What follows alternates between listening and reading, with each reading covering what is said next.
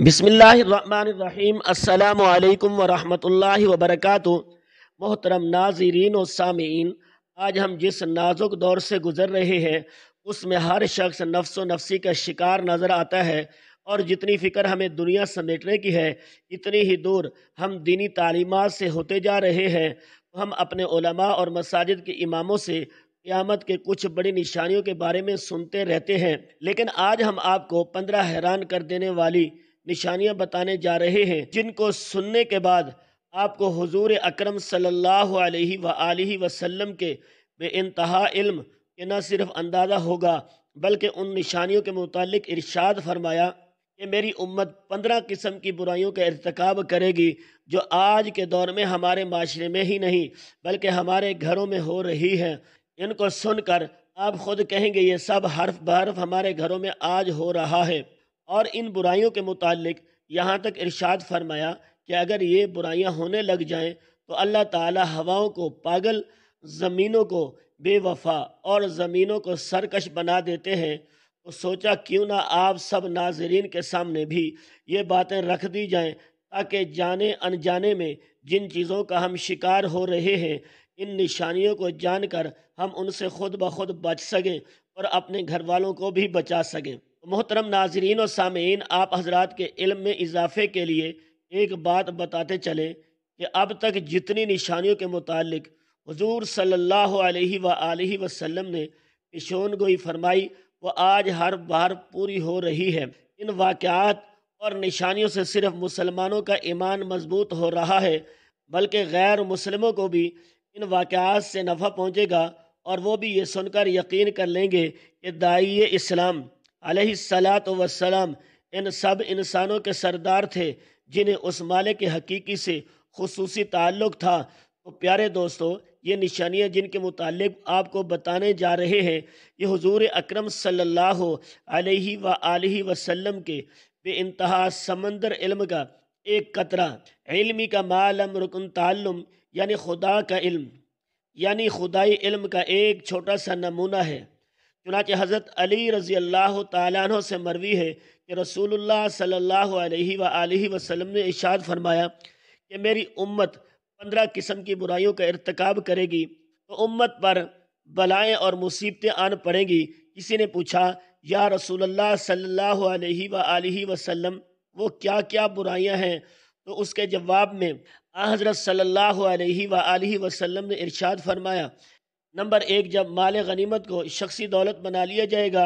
مال غنیمت کو دولت قرار دیے جانے کا مطلب یہ ہے کہ اگر سلطنت کے اہل طاقت اور ثروت، اونچے عہدے دار مال غنیمت کو شرعی حکم کے مطابق تمام حقداروں کو تقسیم کرنے کی بجائے خود اپنے درمیان تقسیم کر کے بیٹھ جائیں گے اور محتاج اور ضرورت مند چھوٹے لوگوں کو اس مال سے محروم رکھ کر اس کو صرف اپنے مصرف میں خرچ کرنے لگیں گے، اس کے معنی یہ ہوں گے کہ وہ اس مال غنیمت کے تمام حقداروں کا مشترکہ حق نہیں سمجھتے بلکہ اپنی ذاتی دولت سمجھتے ہیں۔ نمبر 2، جب امانت کو غنیمت سمجھ لیا جائے گا۔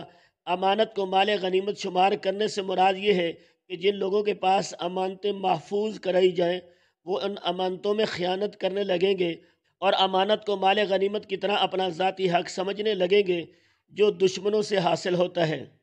نمبر 3، جب زکوٰۃ کو توان سمجھا جائے گا۔ زکوٰۃ کو توان سمجھنے کا مطلب یہ ہے کہ زکوٰۃ ادا کرنا لوگوں پر اس طرح شاق اور بھاری گزرنے لگے گا گویا ان سے ان کا مال زبردستی چھینا جا رہا ہے، اور جیسے کوئی شخص تاوان اور جرمانہ ادا کرتے وقت سخت تنگی اور بوجھ محسوس کرتا ہے۔ نمبر 4، علم دین کو دنیا طلبی کے لیے سیکھا جائے گا۔ علم اور اخلاق اور کردار کی اصلاح اور تہذیب، اس انسانیت اور سماجی کی فلاح و بہبود اور خدا اور رسول کریم صلی اللہ علیہ وآلہ وسلم کا قرب خوشنودی حاصل کرنا نہ ہوگا بلکہ اس کے ذریعے دنیا کی عزت، مال و دولت، جاہ و منصب اور ایوان اقتدار میں تقرب حاصل کرنا مقصود ہو۔ نمبر 5، جب مرد اپنی بیوی کی اطاعت کرنے لگے گا۔ مرد کا بیوی کی اطاعت کرنا یہ ہے کہ خاوند رن مرید ہو جائے گا اور اس طرح بیوی کا حکم ماننے اور اس کی ہر صورت پوری کرنے لگے گا۔ اس کی وجہ سے خدا کے حکم اور ہدایت کی صریح خلاف ورزی ہوگی۔ نمبر 6، جب مرد اپنی ماں کی نافرمانی کرنے لگے گا، ماں کی نافرمانی کرنے سے مراد یہ ہے کہ ماں کی اطاعت و فرمانبرداری کا جو حق ہے اس سے لاپرواہ ہو جائے گا اور کسی شرعی وجہ کے بغیر اس کی نافرمانی کرے گا، اس کا دل دکھائے گا۔ واضح رہے کہ یہاں صرف ماں کی تخصیص اس اعتبار سے ہے کہ اولاد کے لیے چونکہ باپ کی بنسبت ماں زیادہ مشقت اور تکلیف برداشت کرتی ہے، اس لیے وہ اولاد پر باپ سے زیادہ حق رکھتی ہے۔ نمبر 7، آدمی اپنے دوست کے ساتھ نیک سلوک کرے گا اور اپنے باپ کے ساتھ سختی اور بد اخلاقی سے پیش آئے گا۔ دوستوں کے قریب اور باپ کو دور کرنے کا مطلب یہ ہے کہ اپنا وقت باپ کی خدمت میں حاضر رہنے اور اس کے ساتھ اٹھنے بیٹھنے اور اس کے دیکھ بھال میں صرف کرنے کی بجائے دوستوں کے ساتھ مجلس بازی کرنے اور ان کی گپ شپ اور سیر و تفریح کرنے میں صرف کرے گا، اور اپنے معمولات اور حرکات سے ایسا ظاہر کرے گا کہ اس کو باپ سے زیادہ دوستوں کے ساتھ تعلق اور نسبت ہے۔ نمبر 8، مسجد میں شور و غل ہونے لگے گا۔